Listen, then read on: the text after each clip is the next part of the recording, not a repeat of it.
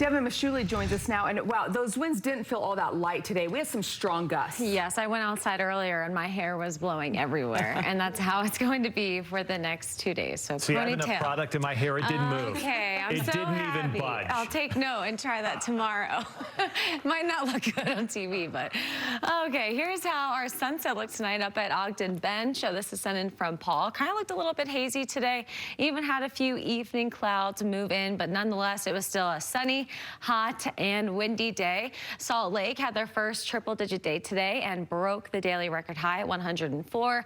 Ogden also hit the triple-digit mark, as well as Moab at 104 degrees. It was 101 in Fillmore today, and then another hot day for St. George at 106 degrees. Wind gusts ranged anywhere between 40 to 55 miles per hour. I know we even had some isolated ones in the low 60s in the areas like Tooele County, like Dugway. So it was a windy day today, and you can expect to see values like this again tomorrow. And as we head into the start of the weekend, then things will begin to die down just a little bit. I found a visible satellite loop here. This actually shows when that wildfire in Washington County, the Forsyth fire, developed. So this is a satellite loop. Right about 6 p.m. is when I was able to see that smoke plume. And then, of course, you can also see the other one just several miles away, the France Canyon fire. So it's unfortunate that when we have the hot conditions and the strong winds, that's when we see those wildfires bloom. Now, luckily, current wind speeds are a lot lighter compared to earlier today. I mean, these values earlier were in the 20s to 30s, and that was just a sustained wind speed. They will be on the lighter side overnight tonight, but again, they're going to ramp right back up by tomorrow afternoon. We're sitting at 91 in Salt Lake. It's 81 degrees in Blanding, 95 degrees in St. George. This low pressure system well off to our northwest and this high to our southeast are working together to increase those winds coming in from the southwest, hence the warmer weather today and tomorrow.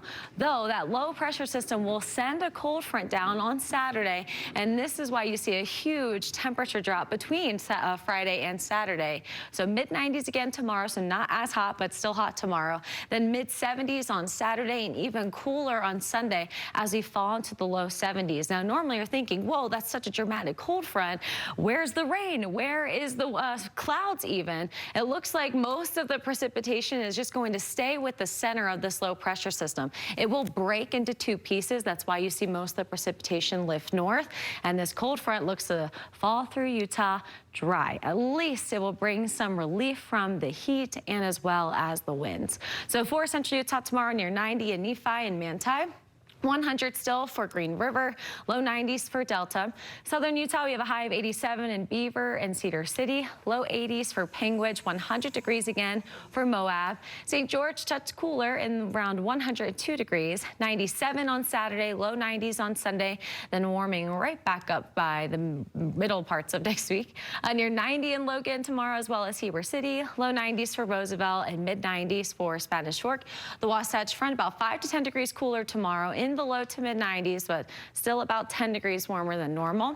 77 the high on Saturday, low 70s on Sunday. And you can see morning lows to start off Sunday and Monday morning will be in the upper 40s near 50. So areas in the higher elevations even colder than that. Luckily, if you're not a fan of the 70s, we are right back into the 80s through much of next week and then the 90s. Well, I don't think many of us are fans of the wind, yes. so we'll be glad to have that gone. Me too. Devin, thanks. And my hair. All right. Yeah.